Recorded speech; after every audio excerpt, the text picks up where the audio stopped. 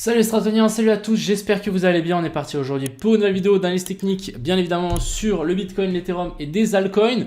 Je vais vous expliquer aussi un petit setup de continuation de structure baissière que vous pouvez prendre dès que vous pouvez voir et c'est plutôt efficace. Et puis, bien évidemment, on ira faire un tour sur mes positions. J'ai toujours tout hold, donc à mon avis, on peut encore descendre vachement plus bas. Je n'y crois pas à un rebond ici, alors qu'il y a tout le monde qui long. On verra, mais j'ai hold tous mes shorts.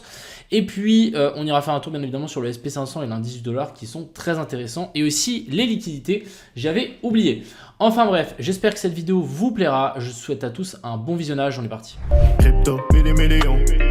Crypto, million. Alors on va commencer, avant toute chose on va faire un petit tour sur mes positions, je sais que ça vous intéresse beaucoup, du coup j'ai toujours le Bitcoin ici, donc j'ai toujours mon short depuis là-haut, je les hold. J'ai aussi l'Ethereum qui a continué à descendre, l'Ethereum est beaucoup plus fébrile que le BTC, donc on va patienter. Et on a enfin le DYDX qui s'est enfin réveillé par rapport à mon entrée, hein. Je rappelle qu'hier on était à break-even. Du coup là on a bien chuté, je suis à plus 4000 là-dessus, donc plutôt sympathique. Et en total ici je suis à plus 28 000, donc on va patienter tranquillement, mais je pense qu'on peut descendre beaucoup plus bas. Je vais essayer de prendre un énorme TP sur ces shorts là pour en fait, une fois que j'aurai TP ça, je vais all-in dans les alts. Je suis en train de préparer une petite liste ici que je vous partagerai bien évidemment, mais je vais all-in tout ce que je vais gagner dans les altcoins. J'espère au moins cash out 100K, ça serait vraiment trop super cool avec ces petits shorts. Et ensuite, on hold jusqu'au prochain bull run. On va commencer par ces petites liquidités sur le Bitcoin. Donc déjà ici, on voit qu'on a une énorme poche de liquidités. Pour les débutants qui arrivent sur cette vidéo, qui veulent comprendre un petit peu, les lignes ici, ça représente des liquidations. Donc ça représente des gens qui vont perdre de l'argent parce qu'ils vont se faire trop endetter, vu qu'ils ont ouvert des positions avec des gros effets de levier. Ici, on peut voir toutes les couleurs, c'est tous les exchanges, peu importe. Mais on voit qu'on a un énorme pic ici qui monte à 1,2 million vers la zone. Alors là, on est à 25 000, ici on est à 27 500, on va dire. Donc au milieu, on serait plus vers 26 700, quelque chose comme ça. Donc personnellement, j'attends encore une descente et ici, on le voit bien, on potentiellement avoir une descente vers le bas. C'est normal, si on descend, on va vers le bas. Ici, en plus petite time frame, on est aussi sur le BTC. On voit qu'on avait une petite poche ici au nord, jusque vers la zone des 27 700. C'est exactement ce qu'on est venu chercher ici. Même un peu avant, 27 700 c'est ici, donc on n'est pas venu récupérer tout ce qu'il y avait. Donc on est venu récupérer une petite partie, je ne sais pas à combien c'est exactement ce plus haut là, mais on peut peut-être se dire que c'était ce plus haut là. Bref, on ira parler du BTC juste après. Mais du coup on avait des liquidations au nord et au sud, donc ça ferait du sens de faire un petit pump pour récupérer ça. Du côté des liquidations sur Ethereum, on voit qu'on en a au nord, elles sont gigantesques, ça c'est assez étonnant, donc elles sont juste au-dessus du cours, donc on a vraiment des gens qui ont shorté agressivement, et en plus petit time frame, on en a ici en bas et un petit peu en haut, donc rien à signaler ici sur l'Ethereum, à part que on a une énorme poche de liquidité juste au-dessus du cours actuel. Maintenant, on va passer directement donc sur notre petit Twitter pour vous montrer que ces liquidités, vraiment, il y en a toujours en bas et il y en a un sacré paquet. Donc pour moi, du côté des liquidations, je m'attends à une baisse. De plus, ici, on voit l'Open Interest. Du coup, on va passer directement ici pour vous montrer cet Open Interest. Qu'est-ce qu'on est en train de faire? Le cours est en train de pumper. Alors, si je prends mon petit pinceau, le cours ici est en train de pumper. Donc, on a le CVD spot qui est à l'horizontale. Donc, on n'a pas de spot qui achète, mais on n'a que des futurs. Vous voyez l'Open Interest aussi qui est monté assez violent. Et ici, on a aussi les fundings qui sont montés. Donc, on a clairement des gens, des longs qui sont rentrés ici. C'est plutôt bon pour nous, étant donné que ça a créé de la poche de liquidité en dessous. Et en plus, ici, on a vraiment l'Open Interest qui a monté et le CVD qui n'est pas bougé. Donc, c'est vraiment que des futurs qui ont fait bouger les cours. Et ça, comme on le sait, c'est pas très bien. Ça veut dire que le pump ici est artificiellement pumpé par des futurs et ça, voilà, c'est pas le fou. Vraiment, moi, j'attends une baisse ici. Ensuite, on va parler directement de notre petit graphique. Donc déjà, ce qu'on a pu voir, c'est qu'on a pu avoir une jolie petite descente. On est passé ici, je rappelle, c'était le Monday Low. On est passé ici en dessous. On a fait une petite déviation. On a réintégré. Très bien, c'est très clean. Ça me semble complètement logique jusque-là. Par contre, on n'a pas d'inversion structure. Ni COS, ni BOSS. On n'a rien du tout ici. Donc, personnellement, je ne m'attends pas à un giga pump ici. Et de plus, on est dans un petit range des familles. Donc ici, on a le haut. Ici, on a le bas. Ça a tenu. Je pense je pensais qu'on pouvait récupérer ce qu'on avait ici en haut. Je pense que c'est toujours le cas. On peut toujours venir récupérer le haut du range. Ça comblerait aussi la zone de FVG qu'on a en 12 heures. Donc on a une petite zone de fair value gap ici en 12 heures qui peut largement être touchée avant de vraiment redescendre. Donc pour le moment, moi je m'attends vraiment à une petit rebond, récupérer ça et ensuite on descend beaucoup plus bas. Et encore une fois, pour les gens qui vont dire ouais mais on peut avoir une inversion de structure ici, donc là on peut avoir notre cos et ici notre boss si on a une clôture. Alors déjà non, pourquoi? Simplement parce que là on n'a pas réussi à monter d'un coup, donc là on est vraiment en train de corriger et on n'a pas réussi à confirmer et à clôturer au-dessus de ça. Deuxièmement, est-ce qu'on est dans une zone intéressante? Pas du tout. Pas du tout, si on prend un Fibo depuis ce plus bas là à ce plus haut là, on n'est pas dans une zone d'OTE, on est au-dessus de la zone des 0,5, donc c'est pas du tout l'idéal. Donc pour le moment ici descend, donc là vraiment j'y vois une continuation de la structure baissière vers le bas. J'ai vu passer une petite charte qui montrait qu'on avait un gap des CME juste ici en dessous, on en a aussi un hier, je ne sais pas pourquoi le marché a fermé hier soir, pourquoi pas, je ne savais pas, mais en gros ici on a un petit gap juste ici vers la zone des 27 200 qui peut en fait être comblé et ensuite on pourra largement repartir vers le haut.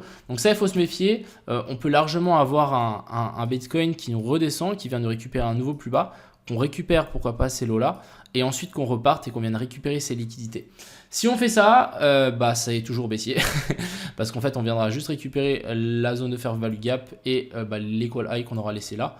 Et ensuite, clairement, redescendre. En parlant de ça, je vais montrer un petit setup qui, à mon avis, peut vous aider dans votre trading. D'ailleurs, on l'a sur pas mal d'alt juste ici en dessous.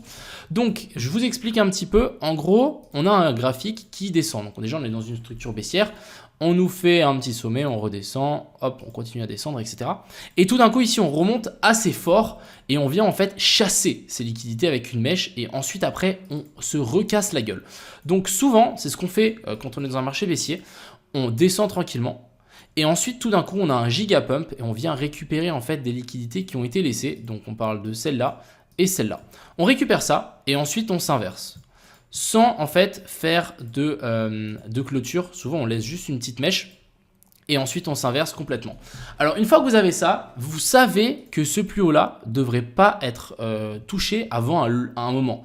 Donc, en fait, si le Bitcoin ici nous matérialise un boss, donc un cos, excusez-moi, donc continuation ici de la structure qui est baissière, et que ici, on remonte tranquillement, on vient chercher une zone de fair value gap, une zone d'OTE, peu importe, c'est à ce moment-là que vous devez short avec un stop loss ici au-dessus.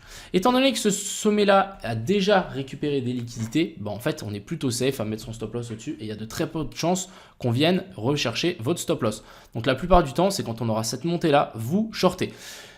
Le plus important dans ce setup ici, c'est vraiment d'attendre ce cos. On peut aussi avoir une autre variante, c'est de faire un truc du style, hop, on redescend, je vais refaire le même dessin, tac, tac.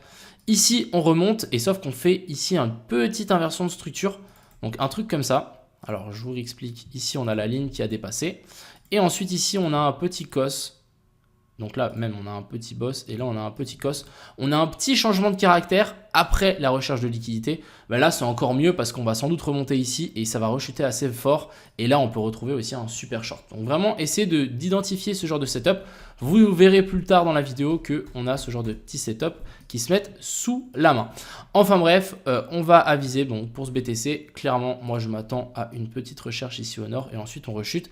Et si, bien évidemment, on nous fait notre petite inversion de structure ici, pour moi, ça sera une nouvelle entrée en short avec un stop loss juste ici au-dessus. Continuons sur l'Ethereum qui est clairement baissier ici. Vraiment, on galère. On galère de fou furieux. De nouveau, ici, on a le petit setup. Je vais juste enlever ça pour que vous puissiez mieux voir. Mais on est venu récupérer donc la zone d'Equalo qu'on avait laissée là. Et voyez que ici, pas d'inversion structure. On n'a pas réussi à nous faire un nouveau sommet. Donc là, ça reste baissier. On est passé par-dessus ça. Ça vous rappelle pas quelque chose? On est baissier. On vient repasser par-dessus ça. On est venu combler la zone de FVG qu'on avait là, je pense, en 1 heure ou 30 minutes peut-être. Ouais, en 30 minutes, on est venu combler cette zone de fair value gap. Et ensuite, on s'inverse. Donc maintenant, sachez que si on fait une clôture ici en dessous, donc là, on fait une clôture et qu'on repump, on a un super short à prendre avec un stop loss juste ici au-dessus. Tout simplement. Donc là, premier setup que je vous ai montré tout à l'heure. Continuons. On a l'indice du dollar qui a fini par bien dump. On est venu récupérer une zone de FVG assez grosse qu'on avait là en 4 heures. Très bien. Après avoir, j'en sais rien de cette zone, de cette... l'indice du dollar, je ne sais pas encore ce qu'il va faire, mais pour le moment, ça reste complètement haussier. Donc moi, je préfère trader la tendance. Donc, shortons le Bitcoin tranquille. Et ensuite, ici, on a le SP500 qui est venu nous faire quelque chose de plutôt moche. Regardez-moi ça. On est venu refaire une continuation de la structure baissière. C'est exactement le même setup que je vous ai expliqué tout à l'heure. On vient récupérer ce high ici. Et en plus, on est venu faire une petite inversion de structure. Donc, si on passe en 15 minutes, je pense même en 5 minutes, ouais, peut-être en 1 minute. Ah, on n'est juste pas venu faire inversion de structure. Mais en fait, ici, on aurait pu avoir un cos et ici un boss. On remonte et ensuite on a rechuté. Bon, là, c'est un peu... il est pas clean. Hein, il est pas clean, mais vous avez un petit peu le sentiment de genre de truc qu'on peut faire. Donc ici, personnellement, moi, je m'attends à une baisse. Tant qu'on n'a pas de clôture au-dessus de ça, ça reste full baissier. Donc si on a le SP500 baissier et l'indice du dollar haussier, le Bitcoin risque de dump aussi. Donc méfiance par rapport à ça. Continuons. Du coup, on a le Matic. On l'a analysé tout à l'heure en live, on était sur une belle zone ici de short. Moi, je ne l'ai pas shorté. Je me suis dit qu'on pouvait toujours attendre un petit peu plus haut vu qu'on n'avait pas de top qui s'était matérialisé. Maintenant que ça a pris un petit peu de temps à se consolider, je rappelle qu'on est dans la zone OTE, comme ça je peux supprimer ça. On a pris un peu de temps à consolider. Qu'est-ce que j'y vois? Bah, je vois de nouveau notre setup. Hein. Il est partout. Qu'est-ce qu'on voit là? Notre petite recherche de liquidité. Ensuite, ici, on vient nous faire un joli cos, donc continuation de la structure baissière. Donc, en gros, on a fail de nous faire une inversion structure haussière. On a fail complet. Du coup, ici, si on a un rebond, ça pourrait être une super zone de short avec un stop loss juste ici au-dessus. Et là, on peut avoir quelque chose de très intéressant pour potentiellement dump beaucoup plus bas. Et je pense clairement qu'on a un potentiel top ici sur le Matic. Ensuite, ici, on a le TRB que j'ai hold depuis notre live de hier, clairement. Ici, la même chose, hein, j'ai tiré des lignes pour vraiment vous montrer que ce n'est pas des inversions structure, étant donné que là, on a fait un potentiel cos, mais ici ce boss n'est pas valide parce qu'en fait on n'a pas réussi à monter d'un coup. On n'a pas réussi à faire de clôture directe, hein. Je vous réexplique, mais en gros il faut que ça soit rapide. On ne peut pas se permettre d'avoir quelque chose comme ça. Ça ici ce n'est pas un boss, alors que là oui. Donc c'est exactement ce qu'on a là, on a eu un rebond et là une petite descente et ensuite on repasse. Souvent en fait on fait des corrections A, B puis C, on vient chercher là-haut, on vient récupérer les liquidités et ensuite ça s'inverse et on descend beaucoup plus fort. Donc pour le moment TRB, je hold ma position clairement, on patiente. J'ai toujours mon TP vers la zone ici de FVG en daily sous ce plus bas. Ensuite ici on a l'indice du dollar, mais l'indice du dollar, excusez-moi, le DYDX qui a enfin dump. Moi j'ai patienté hier, on était à break-even. Donc super dump, encore une fois ici ce qu'on peut voir c'est que petite chasse au nord, on vient taper la zone de FVG, si j'enlève ça pour vous montrer un peu, on vient chercher la zone de FVG et ensuite on se fait rejeter directement. Ici on peut même voir qu'on avait une petite inversion structure, là on a notre cos et notre boss après une recherche de liquidité et là on continue à chuter, donc clairement moi je pense que ça va continuer à descendre et je vais simplement hold ma position jusque assez plus bas là. Je vois même on peut descendre beaucoup plus bas, hein, mais bon, ça sera déjà un très bon TP. Je rappelle que cette position est dans le copy trading, donc on va la hold tranquillement. Ensuite ici on a FTM qui a aussi bien descendu. On n'est pas malheureusement venu chercher donc notre zone ici d'OTE. Vous voyez qu'on a clairement continué à descendre. Maintenant, est-ce qu'on va pouvoir venir la rechercher et venir simplement short? Vous voyez qu'ici on a créé un equal high. Ce sera assez intéressant de venir le récupérer et de ensuite pourquoi pas s'inverser. Et là on aura pourquoi pas un super short si vraiment on fait un truc comme ça. Donc là on aura notre boss et là notre cos, petite remontée et là potentiel short avec stop loss juste ici au-dessus. Donc ça peut être très intéressant à surveiller, mais je pense que le FTM va juste s'effondrer comme les autres et venir récupérer tous ces equal lows qu'on a laissés ici. Ensuite ici on a le SUI, regardez c'est mon dessin de hier. Écoutez on n'a pas eu de rebond, on descend directement malheureusement, donc là il n'y a rien à faire. Tant pis, c'est un trade qui est passé sous le nez, ça arrivera encore et encore, c'est très possible qu'il y a beaucoup de trades que vous n'arrivez pas à prendre. Ensuite ici on a le fil, même chose que hier, j'attends vraiment un rebond là-haut, mais toujours rien, on va pouvoir déplacer, non, toujours rien, on baisse mais on n'a pas de rebond pour shorter malheureusement. Ensuite ici le atome, voilà, même chose, on a juste dégringolé assez violemment, rien à faire non plus. Je pense qu'on aurait pu avoir un petit setup ici, ouais, regardez-moi ça. Ici on a eu de nouveau ce petit setup. Petite recherche des liquidités ici au nord, on est descendu, on est venu nous faire un joli petit boss, donc un joli cos, continuation de la structure baissière, non c'est un cos et un boss, ouais, inversion de la structure, remonter dans la zone de fair value gap, vous aurez pu shorter là avec stop loss là, et bam, donc plutôt clean si on applique simplement la théorie. Litecoin, je ne vais pas vous faire un dessin, mais on n'a eu aucun rebond. On a juste eu ce petit rebond là, mais vraiment difficile à shorter. Il n'y a pas eu de vraie validation. On n'a pas eu de vraie structure. Et pour finir, on a le Solana qui peut lui commencer à être intéressant. Alors, je vous explique. On est donc toujours dans cette zone de FVG. Pour le moment, ici, on est en train de se faire rejeter. Moi, ce qui m'a mis la puce à l'oreille, c'est que on est venu récupérer ce sommet là. Donc là, ça c'est déjà pas mal. On est venu chasser ce plus haut là. Et ensuite ici, on est descendu assez fort. Je suis passé en 15 minutes ou en 30 minutes, mais on va descendre en 15 minutes. 15 minutes, j'ai vu qu'on continuait à dégringoler. Et là, j'ai vu que on commence à faire des structures baissières. On est venu chasser tous ces highs avec ce petit haut. Petite inversion de structure. Donc maintenant, l'objectif, c'est de soit attendre déjà une hausse à partir de là, donc on fasse un rebond un petit peu plus puissant. Moi, je suis un peu plus safe, je préférais vraiment attendre une vraie clôture en dessous de ça. Donc nous faire un truc comme ça, on valide qu'on est bien dans une structure baissière après une chasse au stop, et ensuite on fait un rebond, on short les zones de fair value gap ici, et ensuite ça risque de descendre. Donc encore une fois, ça fait sens avec mon analyse de tout à l'heure, mais ça c'est le genre de setup qu'on pourrait largement shorter. Pour vous montrer, ça ferait un short du style avec stop loss au-dessus de ça, étant donné qu'on va chercher la zone de fair value gap plus les liquidités. Je pense pas qu'on va y revenir si on est juste. Et ensuite ici on target bien plus bas, je sais pas moi, c'est plus bas là, ou l'équal low qu'on a laissé ici. Voilà un petit setup qu'on pourrait prendre si bien évidemment il arrive, après pas sûr. Du coup, refaisons un petit tour donc sur ce BTC, petit débrief, on n'est pas à l'abri de nous refaire un petit pump pour récupérer 2-3 liquidités, 2-3 stop loss de gens qui shortent juste ici au nord. C'est possible que ça n'y arrive pas non plus. Pour moi ici on n'a pas d'inversion de structure, donc on n'aurait pas de pump, mais plutôt un mini pump et ensuite un gros dump. Je rappelle qu'on a quand même une zone de gap juste ici en dessous, donc on pourrait rebondir peut-être un petit peu plus bas. Mais perso, je n'y crois pas. Et clairement, si on n'a pas réussi à chasser ce plus haut là, c'est qu'on est clairement baissier et que les bears ont clairement la main ici sur ce marché et qu'on risque de tout détruire vers le bas. Enfin bref, personnellement, moi je hold encore mes positions. J'ai pas de raison de ne pas les hold encore, donc on va continuer à patienter. Je pense que c'est un bon exercice pour moi de laisser courir mes positions. Et puis bien évidemment, on va target la zone des 22 000, 23 000.